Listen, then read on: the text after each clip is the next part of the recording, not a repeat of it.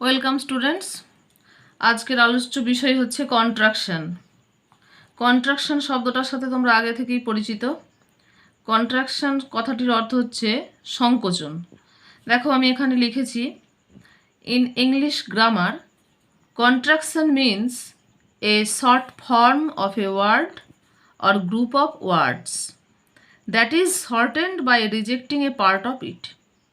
ইংরাজি গ্রামারেতে কন্ট্রাকশন মানে হচ্ছে শর্ট ফর্ম, সংক্ষিপ্ত রূপ কিসের না একটা ওয়ার্ডের, of a word or group of words অথবা কয়েকটা ওয়ার্ডের, that is shortened by rejecting a part of ইট।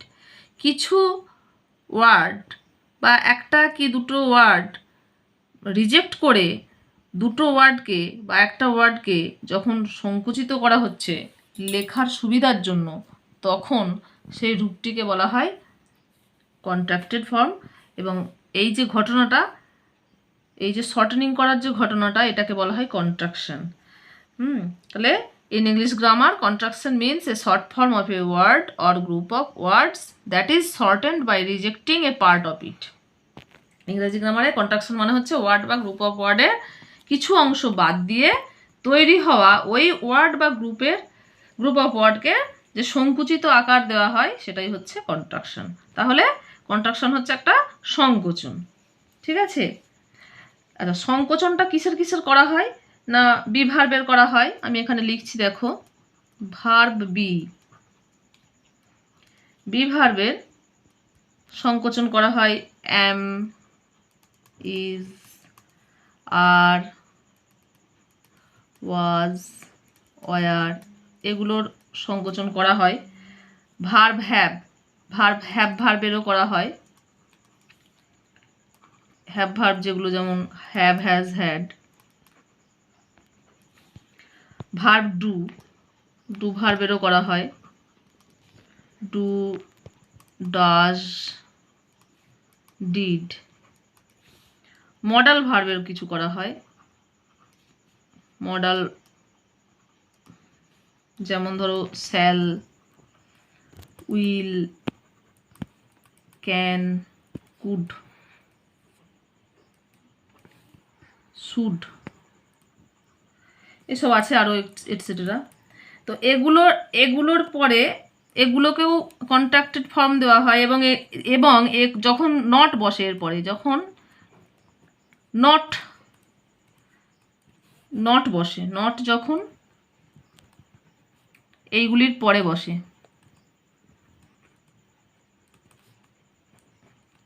বিশেষ করে তখনই আমরা লেখার সুবিধার জন্য আমরা কন্ট্রাক্টেড ফর্ম ব্যবহার করি বা কন্ট্রাকশন করি।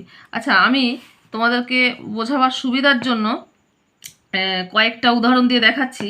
দেখো, প্রথমে এক্সপ্যান্ডেড ফর্ম থেকে কি করে কন্ট্রাক্টেড ফর্মে আমি যাব।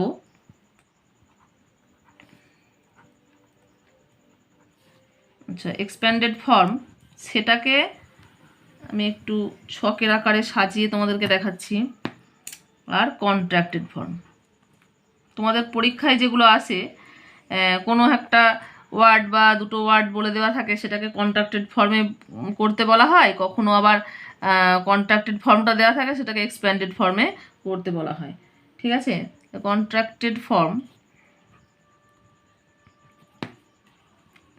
কয়েকটা উদাহরণ দিয়ে দেখালে তোমরা বুঝতে পারবে। দেখো, প্রথমে হচ্ছে আমি যদি লিখি আই অ্যাম, এটাকে কিভাবে লিখবো কন্ট্রাক্টেড ফর্মে? আই অ্যাম, এখানে একটা উপরে কমা দিয়ে আই অ্যাম, এটা হচ্ছে শর্টেনিং। আবার দেখো সিজ, কিভাবে লিখবো কন্ট্রাক্টেড ফর্মটা কীরকম হবে? এরূপ। এরকম কয়েকটা উদাহরণ আমি লিখছি, এর কন্ট্রাক্টেড ফর্মগুলো এরকম হয়। আবার প্রথমেই বলেছি যে অ্যামিজারের এই যেগুলি দেখো এখন আমি করছি অ্যামিজার, এই যে অ্যামিজারের বি ভার্বের কন্ট্রাক্টেড ফর্মগুলো করছি। এগুলো দেখো কিভাবে হচ্ছে, বা কন্ট্রাক্ট ফর্মগুলো কিভাবে লেখার নিয়ম।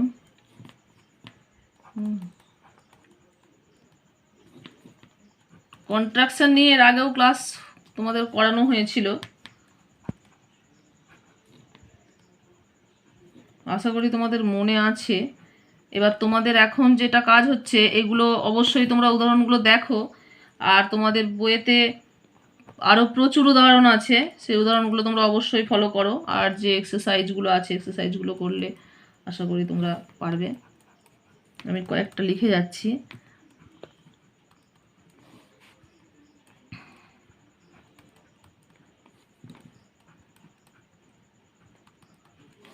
খুবই সহজ, লেখার সুবিধার জন্য আমরা এগুলো সবাই ব্যবহার করি।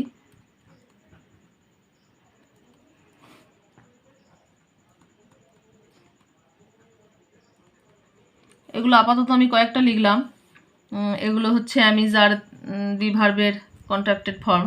দেখো এখানে দুটো ওয়ার্ড আছে, এই দুটো ওয়ার্ডকে একটা ওয়ার্ডে পরিণত করেছি সংকোচন করে। হ্যাঁ, বোঝা যাচ্ছে? এবার এগুলো গেল বি ভার্বের। এবার হ্যাভ ভার্বের কয়েকটা উদাহরণ দেখাচ্ছি। হ্যাভ ভার্বের দেখো কি লিখি, যদি লিখি আই হ্যাভ, এটাকে কিভাবে লিখবো? এইভাবে। এটাকে সি হ্যাজকে কিভাবে লিখবো? এই যে দে হ্যাভ। এগুলো অবশ্যই তোমরা নোট করবে। They have. আই হ্যাড, যদি বলি আই হ্যাড তাহলে কিভাবে লিখি? এই ফর্মগুলো অবশ্যই জানা দরকার।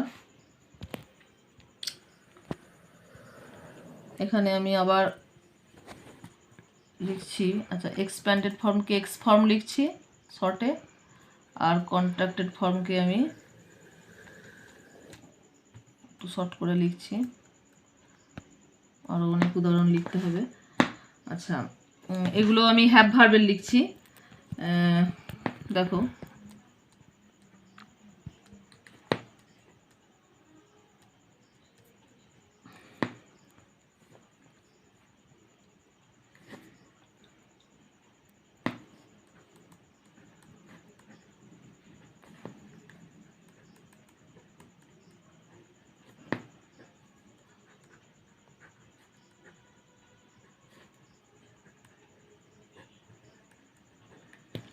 এগুলো হচ্ছে এইভাবে লেখা হয় হ্যাভ ভার্বের।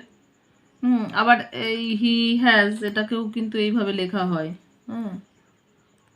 এইভাবে লেখা হয়। এখানে কিন্তু হি ইজের সঙ্গে দেখো, এই যে হি ইজ যখন লিখেছি তখনও কিন্তু এইভাবে লেখা হচ্ছে, আর হি হ্যাজ যখন, তখনও কিন্তু এইভাবেই লেখা হচ্ছে। সেটা সেন্টেন্সটা পড়ে একটা সেন্স তৈরি হয়ে যায়, তখন বোঝা যায় যে এটা হি ইজ না হি হ্যাজ। এটা আশা করি তোমরা বুঝতে পারবে।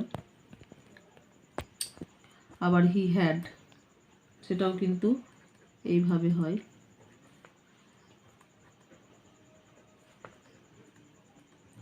এগুলো গেল কন্ট্রাক্টেড ফর্ম। দেখো, দেখে নাও ভালো করে, জাস্ট একটু দেখে নাও।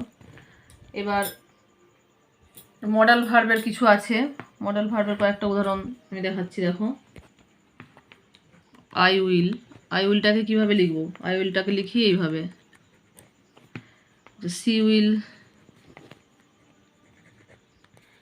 কি লিখবো? সি লিখে এইভাবে দে উইল।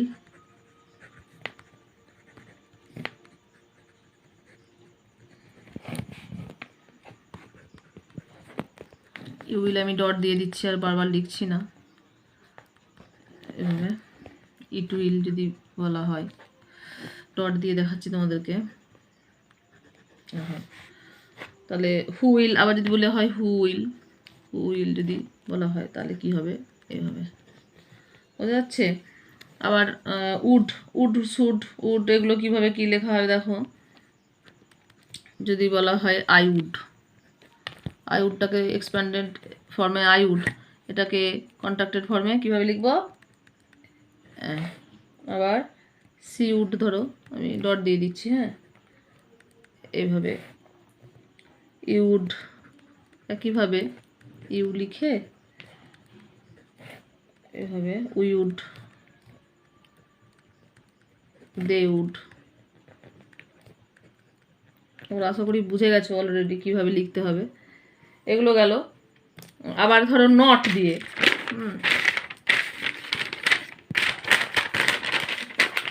নট, নটটা আমরা কীভাবে দেখো ব্যবহার করি, দেখো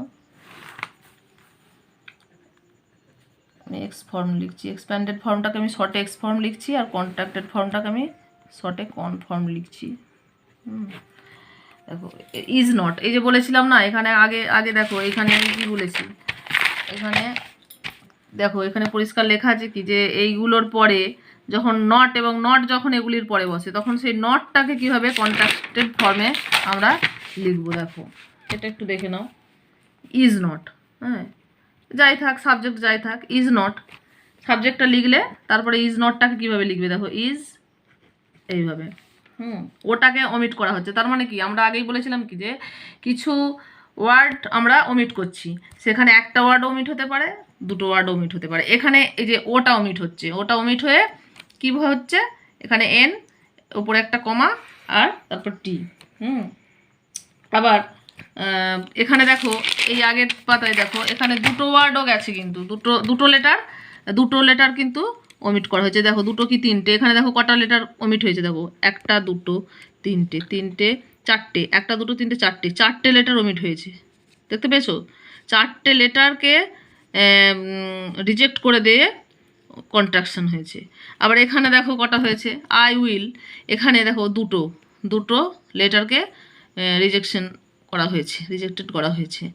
এইরকম কখনো কখনো দেখা যাবে কি একটা ওয়ার্ড কখনো দুটো, এই একটা লেটার কখনো দুটো লেটার কখনো তিনটে বা চারটে লেটারকেও অমিট করা হচ্ছে, করে কন্ট্রাক্টেড করা হচ্ছে। হ্যাঁ আবার দেখো এই যে নট, এখন নটের ব্যবহারগুলো আমি দেখাচ্ছি, এগুলো কীভাবে, হ্যাড নট যদি বলা হয়, হ্যাড নট। আচ্ছা আর কয়েকটা আছে দেখাচ্ছি, বাকিগুলো তোমরা অবশ্যই বইটা ফলো করবে, কেননা সবগুলো একটা ভিডিওতে দেখানো সম্ভব নয়, ভিডিওটা বড় হয়ে গেলে আপলোড করতে একটু অসুবিধা হয়, তাই আমি যতটা পারছি চেষ্টা করছি তোমাদেরকে হেল্প করতে। দেখো কীভাবে কন্ট্রাকশন হচ্ছে, দেখো নটের কন্ট্রাকশনগুলো একটু দেখে নাও, ওটাকে ওমিট করা হচ্ছে, ওয়াজ নট কীভাবে হচ্ছে দেখো এইভাবে। আবার ডাজ ডাজ লিখে এন, উইল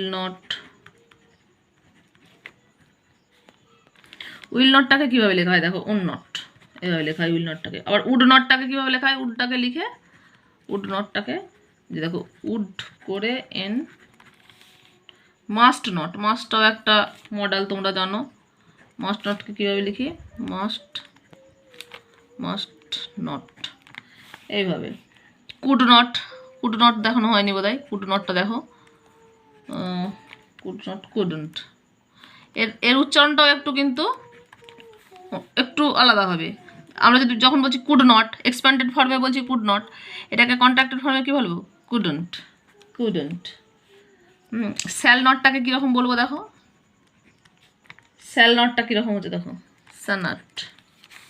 হ্যাঁ আর নট দেখিয়েছি কি, আর নট দেখানো হয়নি, আর নটটা দেখাচ্ছি, আর্ন নট, এই ধরনের আছে কিছু। তো দেখো ভালো করে একটু দেখে নাও কীরকমভাবে এ হচ্ছে। আবার দেখো শ্যাল নট, উইল নট এবং ক্যান নটের সংকোচনে কিন্তু ব্যতিক্রমী কিছু নিয়ম আছে। যেমন শ্যাল নটটা দেখো ভালো করে লক্ষ্য করো, শ্যাল নটটা দেখো ব্যতিক্রমী কিছু নিয়ম আছে। শ্যাল নটে, উইল নটে, যে উইল নট, ওন নট, যে শ্যাল নট, ওন নট, এটা কিন্তু একটু কিছু ব্যতিক্রম আছে, এগুলো একটু লক্ষ্য রাখতে হবে। আবার আছে ক্যান নট দেখো কী রকম আছে, এগুলো একটু ব্যতিক্রম আছে, এগুলো একটু লক্ষ্য করবে। তাহলে কন্ট্রাকশনটা বুঝতে পারলে আশা করি, যে সংকোচন করা হচ্ছে লেখার সুবিধার জন্য, বলার সুবিধার জন্য, বিশেষ করে লেখার সুবিধার জন্য। তাহলে উদাহরণগুলো তোমরা দেখবে ভালো করে, আশা করি তোমরা বুঝতে পেরেছো কন্ট্রাকশন জিনিসটা কি। ঠিক আছে, আজকের ক্লাস এই পর্যন্তই, ভালো থেকো, পরের ক্লাসে পরের বিষয়গুলি আলোচনা করা হবে।